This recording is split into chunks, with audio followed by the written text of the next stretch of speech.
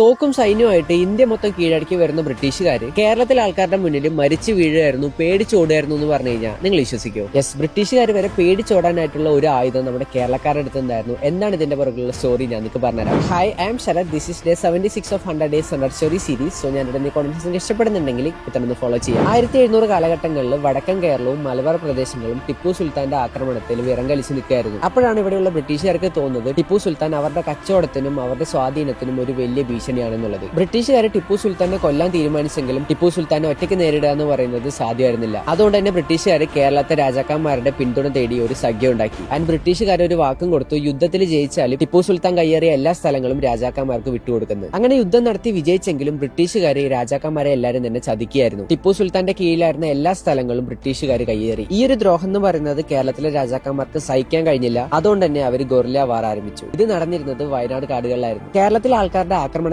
മുന്നിൽ ബ്രിട്ടീഷുകാരുടെ തോക്കിനോ സൈന്യത്തിനോ പിടിച്ചു നിൽക്കാനായിട്ട് പറ്റിയിട്ടുണ്ടായിരുന്നില്ല. കാരണം ഇവർ പയറ്റിയിരുന്നത് കളരിയായിരുന്നു. അതിശക്തമായ സ്പീഡ്, അക്യുറസി, ഫ്ലെക്സിബിലിറ്റി, ഇതിനു മുന്നിൽ ബ്രിട്ടീഷുകാരുടെ തോക്കിന് ഒന്നും തന്നെ ചെയ്യാൻ കഴിഞ്ഞില്ല. എവിടെ നിന്നാണ് ആക്രമിക്കുന്നതെന്ന് പോലും അറിയാത്ത വിധം കാടിനകത്ത് ബ്രിട്ടീഷുകാരെ വേട്ടയാടുകയായിരുന്നു കേരളക്കാർ. അന്ന് അവർ ജീവനം കൊണ്ട് പേടിച്ചോടിയത് മാത്രമല്ല, കളരിക്ക് മുന്നിൽ അവർക്ക് പിടിച്ചു നിൽക്കാൻ കഴിയില്ല എന്ന് അറിഞ്ഞപ്പോൾ കളരി എന്ന കലയെ തന്നെ അവർ നശിപ്പിക്കാൻ ശ്രമിക്കുകയായിരുന്നു. ശരിക്കും ഈ ഒരു സ്റ്റോറി വായിച്ചപ്പോൾ എനിക്ക് ഭയങ്കര ഗൂസ് ബംസ് വന്നു. എനിക്ക് ഭയങ്കര പ്രൗഡായിട്ട് തോന്നി. സോ നിങ്ങൾക്ക് എന്താ തോന്നി എന്നുള്ള കാര്യം കമന്റ് ബോക്സിൽ കമന്റ് ചെയ്യുക. ഇതുപോലുള്ള ഇൻട്രസ്റ്റിംഗ് സ്റ്റോറീസിനായിട്ട് ഫോളോ ചെയ്യാം.